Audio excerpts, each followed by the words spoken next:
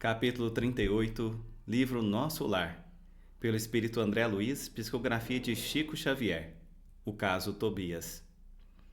O terceiro dia de trabalho alegrou-me, Tobias, com agradável surpresa. Findo o serviço, ao entardecer, de vez que outros se incumbiram da assistência noturna, fui fraternalmente levado à residência dele, onde me aguardavam belos momentos de alegria e aprendizado. Logo de entrada, apresentou-me duas senhoras, uma já idosa e outra bordejando a madureza. Esclareceu que esta era sua esposa e aquela irmã, Luciana e Hilda. Afáveis e delicadas, primaram em gentilezas. Reunidos na formosa biblioteca de Tobias, examinamos volumes maravilhosos na encadernação e no conteúdo espiritual. A senhora Hilda convidou-me a visitar o jardim, para que pudesse observar, de perto, alguns caramanchões de caprichosos formatos. Cada casa, em nosso lar, parecia especializar-se na cultura de determinadas flores. Em casa de Lísias, as glicínias e os lírios contavam-se por centenas. Na residência de Tobias, as hortênsias inumeráveis desabrochavam nos verdes lençóis de violetas. Belos caramanchões de árvores delicadas, recordando o bambu ainda novo, apresentavam no alto uma trepadeira interessante, cuja especialidade é unir frondes diversas, à guisa de enormes laços floridos, na verde cabeleira das árvores, formando gracioso teto. Não sabia traduzir minha admiração. Embalsamava-se a atmosfera de inebriante perfume. Comentávamos a beleza da paisagem geral, vista daquele ângulo do Ministério da Regeneração, quando Luciana nos chamou ao interior para a leve refeição. Encantado com um ambiente simples, cheio de notas de fraternidade sincera, não sabia como agradecer ao generoso anfitrião. A certa altura da palestra amável, Tobias acrescentou, sorridente: "O meu amigo, a bem dizer, é ainda novato em nosso ministério e talvez desconheça o meu caso familiar." Sorriam ao mesmo tempo as duas senhoras, e observando-me a silenciosa interpelação, o dono da casa continuou: "Aliás, temos numerosos núcleos nas mesmas condições. Imagine que fui casado 2 vezes." E indicando as companheiras de sala, prosseguiu num gesto de bom humor: "Creio nada precisar esclarecer quanto às esposas." "Ah, sim," murmurei extremamente confundido. "Quer dizer que as senhoras Hilda e Luciana compartilharam das suas experiências na terra." "Isso mesmo," respondeu tranquilo. Nesse ínterim, a senhora Hilda tomou a palavra, dirigindo-se a mim: "Desculpe o nosso Tobias, irmão André. Ele está sempre disposto a falar do passado, quando nos encontramos com alguma visita de recém-chegados da terra." "Pois não será motivo de júbilo," aduziu Tobias bem-humorado, "vencer o monstro do ciúme inferior, conquistando, pelo menos, alguma expressão da fraternidade real?" "De fato," objetei, "o problema interessa profundamente a todos nós. Há milhões de pessoas nos círculos do planeta, em estado de segundas núpcias. Como resolver tão alta questão afetiva, considerando a espiritualidade eterna? Sabemos que a morte do corpo apenas transforma, sem destruir. Os laços da alma prosseguem através do infinito. Como proceder? Condenar o homem ou a mulher que se casaram mais de uma vez? Encontraríamos, porém, milhões de criaturas nessas condições. Muitas vezes já lembrei, com interesse, a passagem evangélica em que o Mestre nos promete a vida dos anjos, quando se referiu ao casamento na eternidade.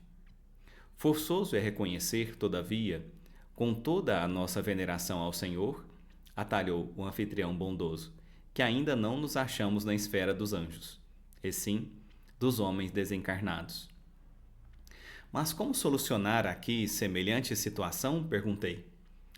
Tobias sorriu e considerou. Muito simplesmente, reconhecemos que entre o irracional e o homem há enorme série gradativa de posições. Assim também, entre nós outros, o caminho até o anjo representa imensa distância a percorrer.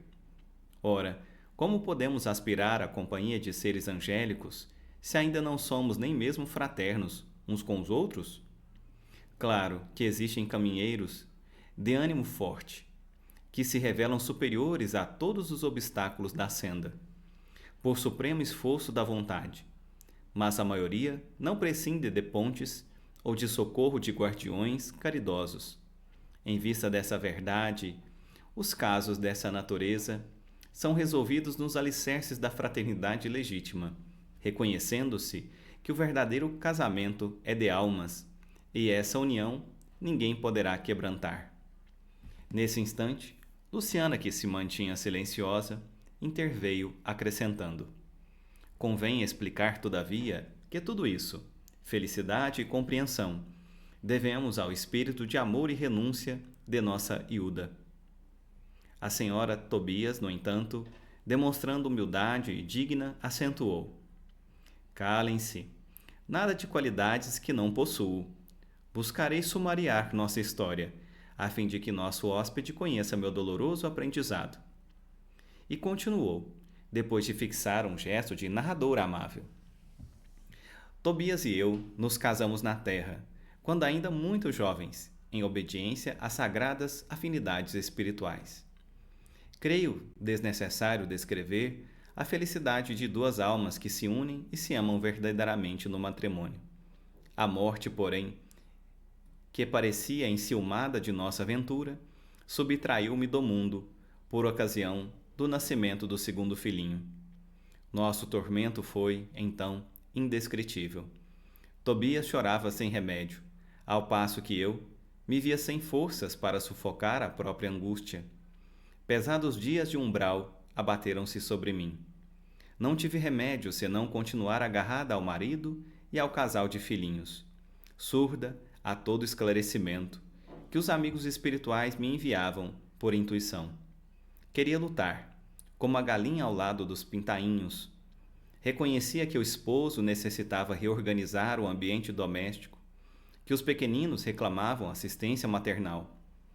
Tornava-se a situação francamente insuportável.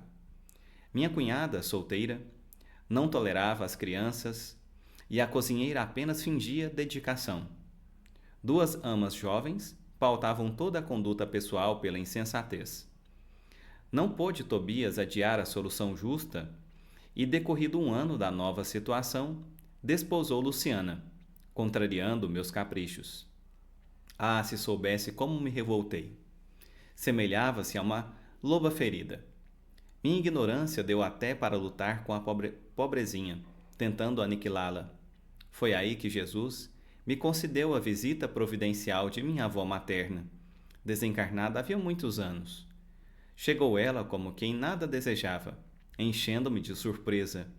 Sentou-se ao meu lado, pôs-me em seguida ao colo, como noutro tempo, e perguntou-me lacrimosa: que é isso, minha neta? Que papel é o seu na vida?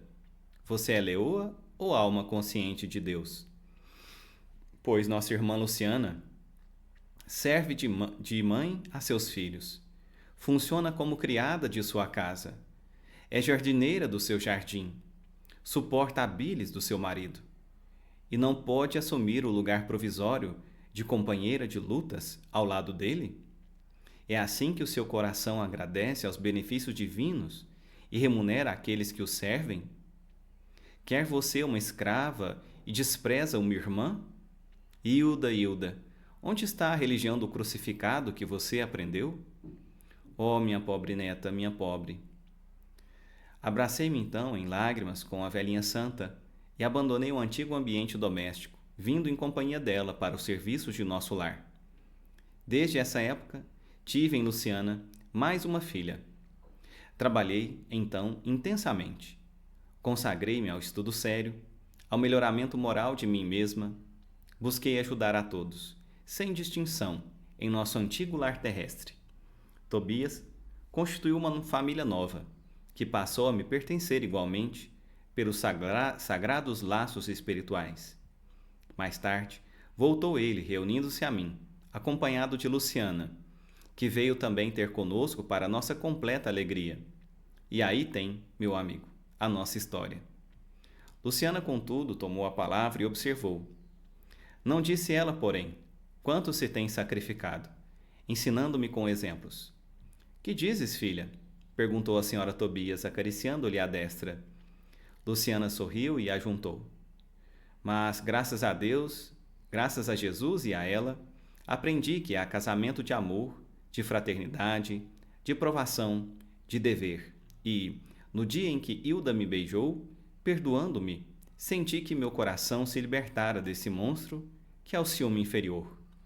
O matrimônio espiritual realiza-se alma com alma, representando os demais, simples conciliações indispensáveis, a solução de necessidades ou processos retificadores, embora todos sejam sagrados.